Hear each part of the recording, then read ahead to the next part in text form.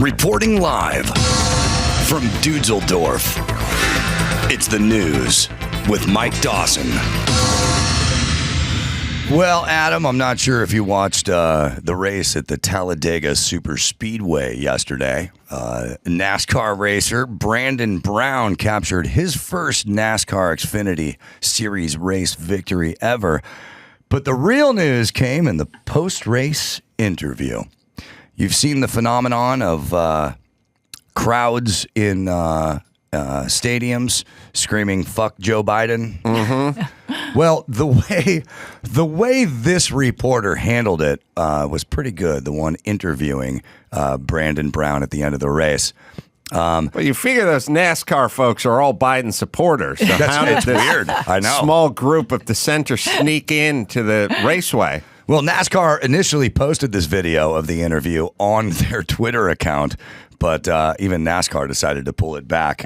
Tried to have Kalen save the video, but we're not able to save it. But just watch the way this announcer handles this. Oh my God, it's just such an unbelievable moment. Brandon, you also told me, as you can hear the chants from the crowd, let's go, Brandon. Brandon, you told me you were going to kind of hang back those first two stages. Well done. And just watch Yeah, that is good. Wow, yeah. Very good. Give that girl a raise. Her groundlings training paid off. Finally paid off. She's like, what am I doing? Reporting at NASCAR, but here it is, finally, my moment.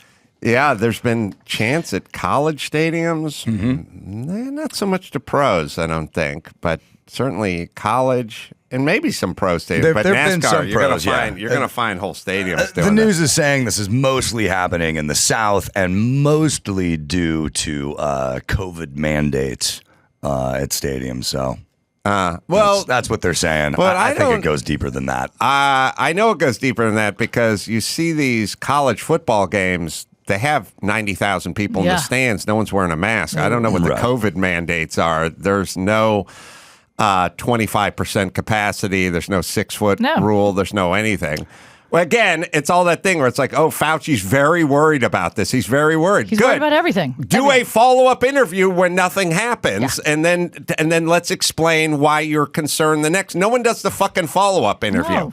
Like, no one ever go. It's a super spreader event because you let 90,000 Americans go out and enjoy a football game without a mask. You let them do that. Okay, follow up, CNN. Yeah. Tell us about all. We're 5 weeks in to college football. Massive stadiums with all the shit you said we couldn't do is going on in those stadiums. Tens of thousands of people packed together, no mask, all screaming. By the way, it's always comical when they cut to when I was sitting in an airport bar in I was in Nashville, and they have all the pro games or whatever. They'll cut to the crowds, crowds going crazy and stuff. When they cut to Seattle, everyone's wearing a mask. Because all the pussies congregate in fucking Seattle. This is on behalf of your Seattle-based flight crew. Put your fucking mask on for the 10,000. So all the pussies are there. You go to Houston, nobody's wearing a fucking mask, and everyone's screaming. Is there some different strain of COVID that is affecting Seattle's finest? It's the pussy strain. It's the pussy strain. They're fucking pussies. That's all it is. Sorry. Yeah, a ton of people should be dead by now. That's right. By the time this show airs, the game will be over, and Tom Brady will most likely hold the record for most passing yards of all time. Tom Brady appearing in his former stadium tonight, which will be last night. Tampa Bay Buccaneers took on the New England Patriots. Brady only needed 68 passing yards to pass Drew Brees. I'm sure he probably did it. But here's another interesting thing, and I tried to find out. There are a lot of records on the line for Tom Brady tonight. Hey, can I say this? When you're going to beat a record, first off, Tom Brady has amazing game and situational awareness. So he'll know when he gets to 57 yards or whatever that this next pass, whatever, that will forever... That'll go into the Hall of Fame, that pass, the image. It'll be played all the time for the next 40 years or beyond. And when someone beats your record, eventually it'll get played. If anyone ever beats it, fucking go up top. I don't want to see some check down to the back where the ball went 4 yards in the air and then the guy ran it for 12 and then we're going out and celebrating. There's nothing worse than a record-breaking run that's like 3 yards and the guy gets stuffed or whatever. Go fucking up top, Tom. Go down that field. If that record-breaking throw is a touchdown, that'll be it.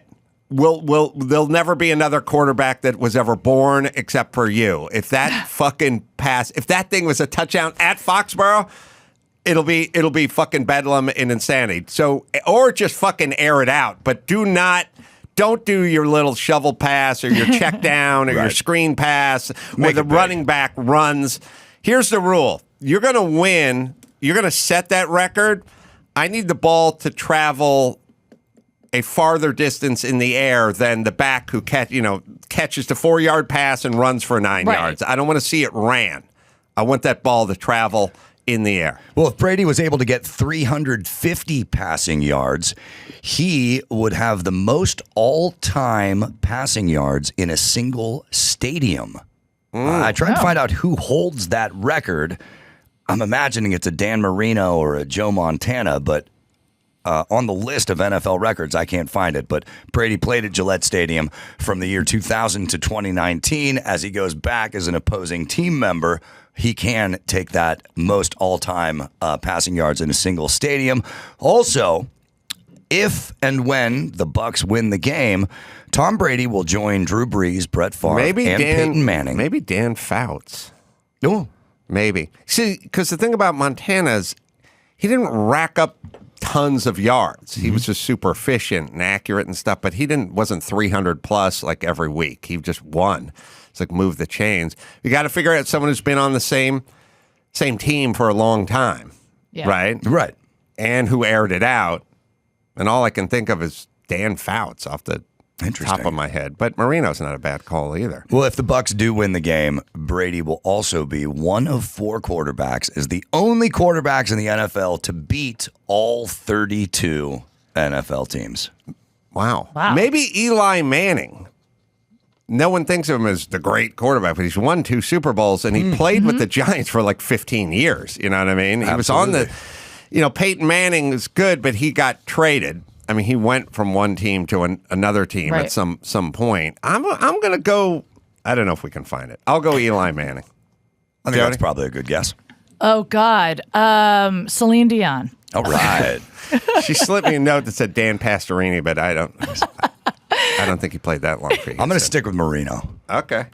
Let's see if we can solve this. Well, let's do a little local news here. Professor at UCLA is suing the school. He filed a lawsuit against the school after they put him on leave and allegedly threatened to fire him for not grading black students more leniently than their peers.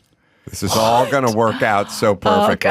It's all going to work out perfectly. Are you serious? He wrote in an op-ed, "Recently, I was suspended from my job for refusing to treat my black students as lesser than their non-black peers." The ordeal began in June of 2020, 8 days after George Floyd was killed in Minneapolis.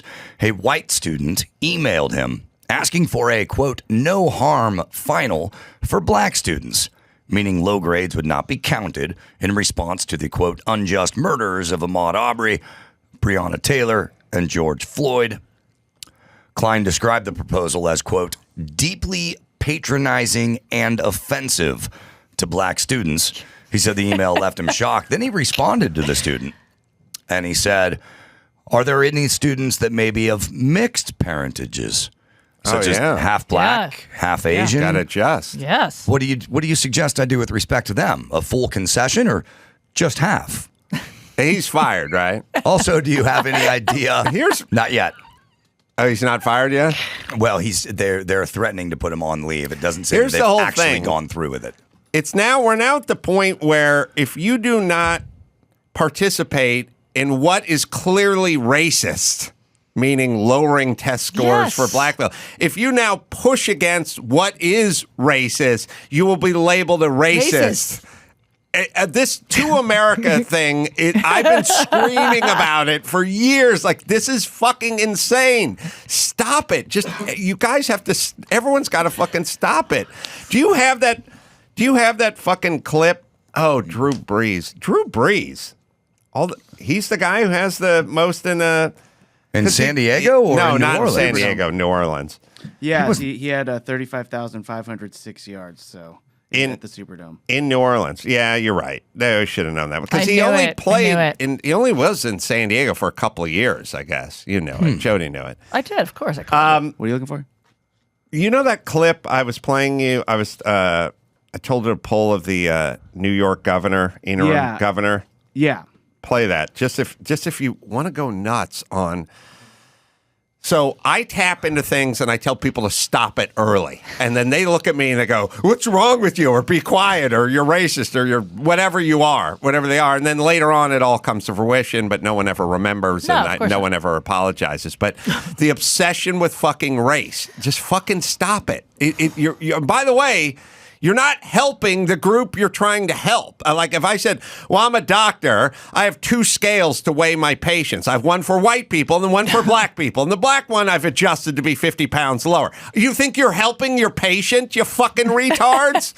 You're hurting them, you idiots. You have to give them the same advice. Work hard, exercise, clean up your diet. Not a special scale that you've adjusted for fat black people. Well, here's the thing. Unless you want to kill black people. I mean, that's how you do it. This guy's an accounting professor. Right. We have numbers. There's math. We have solid science. We have Kathy Hochul, who's the interim governor of New York, and she's delivering a speech on vaccinations and praying. I'm sure natural immunity doesn't come up in this discussion. She wants everyone vaxxed. She has a necklace that says vaxxed on it, but it's not the vax part and the praying part. It's the end part. She wants to get to she wants to get back to the business of. Here we go. We have to solve this, my friends. I need every one of you. I need you to let them know that this is how we can fight this pandemic, come back to normal, and then start talking about the real issues that we have to. Fighting systemic racial injustice, which exists today. And if there's a denier, I will take you on any day because I've seen it. I know it exists. And we are not going to have a blind eye to this ever again any longer under my watch. And that is my commitment to you. Hey, bitch, I'll give you $50,000 if you debate Larry Elder on systemic racism. You've seen it. No one's going to tell you otherwise. There's no one. You'll take on anyone. Go take on Larry Elder. Go have a discussion with him about systemic racism. He will fucking bury you with statistics, and you will shut your fucking pie hole. You're not going to debate anyone. You've seen it. It's 2021. You're in New York. What are you talking about? It's systemic. Who's in charge of the system? Then fucking fix the system. Yeah. Systemic racism. This is what we got rid of fucking Cuomo so this bloviating bitch could take her place and go right back into systemic right. You understand, we have to conquer COVID so we can get back to racism, people. We've been off of racism for 15 minutes. We've taken 10 minutes away from discussing systemic racism. We got to get you all vaxxed up so we can get back to discussing systemic racism. She's the leader. She's running New York. If you're not vaxxed, you can't talk about it. You're not allowed to talk about it unless you're vaxxed. Let's all finish the vaxxing, then we'll get back to racism. What year is it? It's 2021. We had a black president for 2 terms, bitch. This is her. This is her leader. She's the leader. That's what she wants to do. Well, you'll like the way this story is How's going. it working? Gordon Klein also said, he said to the white student who asked for leniency for black students, he says, also, do you have any idea if students are from Minneapolis? I assume that they are probably especially devastated as well. I'm thinking that a white student from there might possibly be even more devastated by this, especially because some might think they're racist even if they're not. He was slammed by students as racist. 20,000 signatures came in. An example of one email. You are a typical bigoted, prejudiced, and racist, dirty, filthy, crooked, arrogant Jew motherfucker. Oh, by the way. Oh, he's a Jew? Jew. Oh, yeah, I don't agree with this dude at all. But here's... Dawson, you got to say when they're Jewish at the top. I agreed with most of the shit right this guy here. said. Well, here's the thing, though.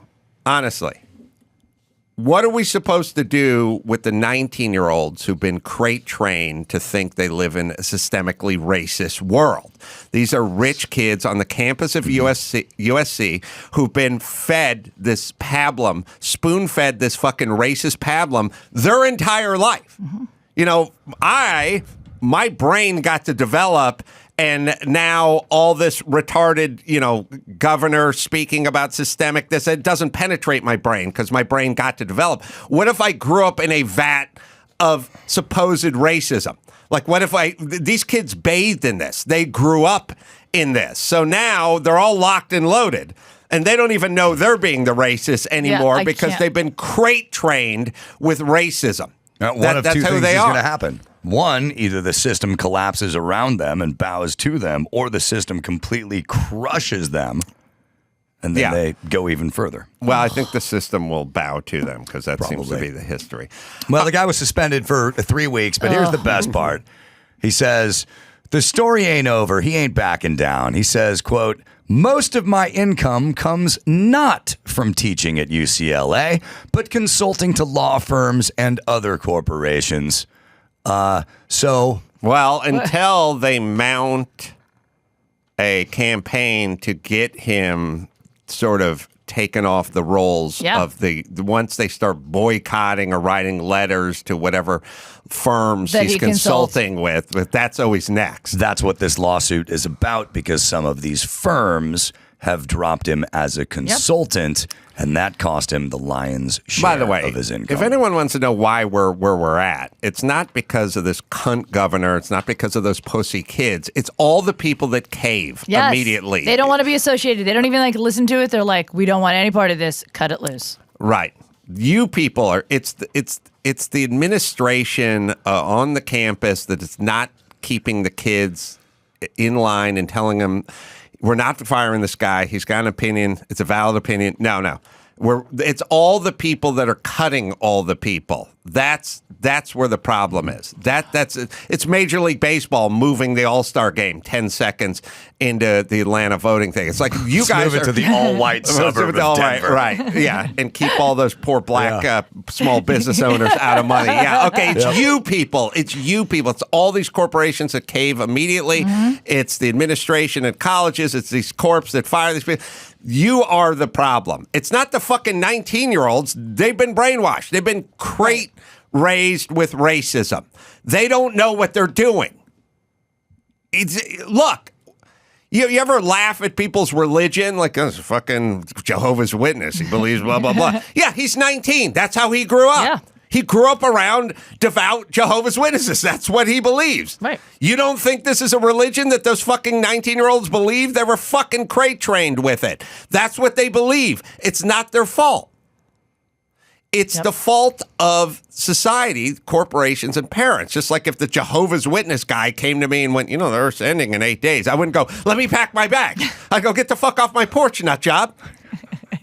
Right? Yes. But these guys have the fucking nutty religious racism 19-year-olds going, this is going. They go, oh, what? Should we fire him? Should we suspend him? Well, why don't we suspend him? And why don't we get him deplatformed? Blah, blah.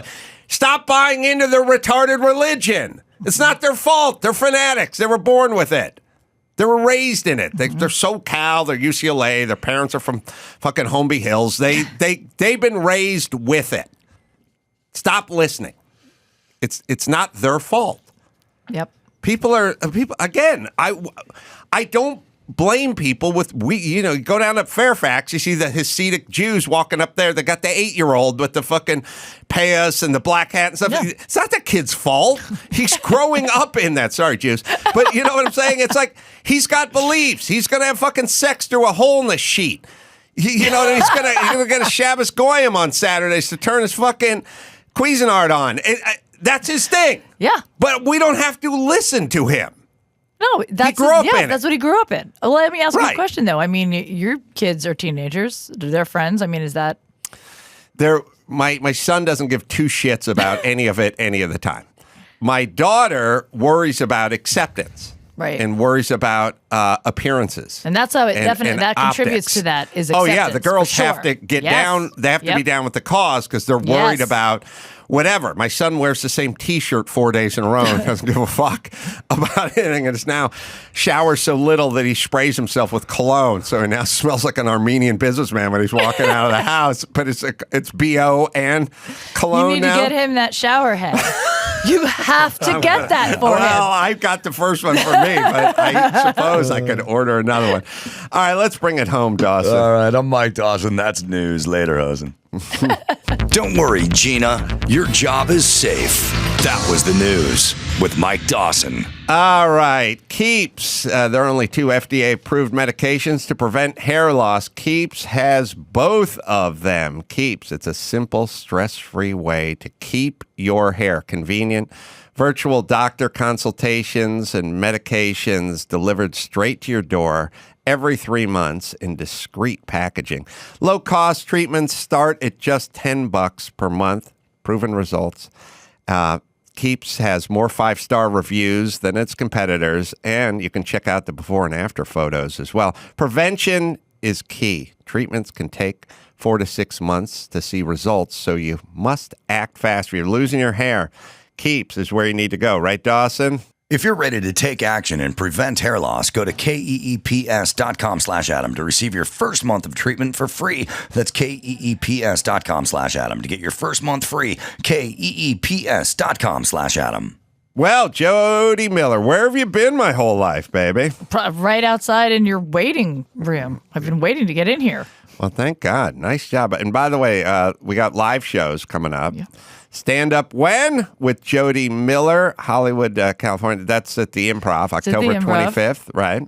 Beautiful LA. It's a great show for anybody that doesn't know. I pick a year in history, and all of the comics write and perform as if it is actually that year. That is so funny. It's actually really fun. I give them all the, and speaking of all the things that we're talking about here, I mean, history just continually repeats itself. 2 months ago, I did 1918, which was our first pandemic. You never forget your first. No. And it was the Spanish flu, and it was the end of World War I, which is, we just pulled our troops out of Afghanistan, and we're in the middle of a pandemic. So it's very odd. And then I did 1973, which is the Roe versus Wade. And this month, I'm doing 1692, which is the Salem witch trials. Nice. But I've gone all the way back to 29 AD, 1945. It's fun. It's a history lesson, and you get to see what comedy would look like in 29 AD. I mean, who doesn't wonder about that? It's a really killer premise. Thank you. Also, the podcast, Don't Call Me Ma'am, is available wherever you listen to fine podcasts. Yes. I add that. Thank you. No Botox. Her hair hasn't been dyed. Also, we're going to put a filter over this, and we're going to make the water come out look like stinky. Right. But she's like, I booked a commercial. And they're like, what are you playing? I'm playing Ugly Woman in Mask with Germs on Body.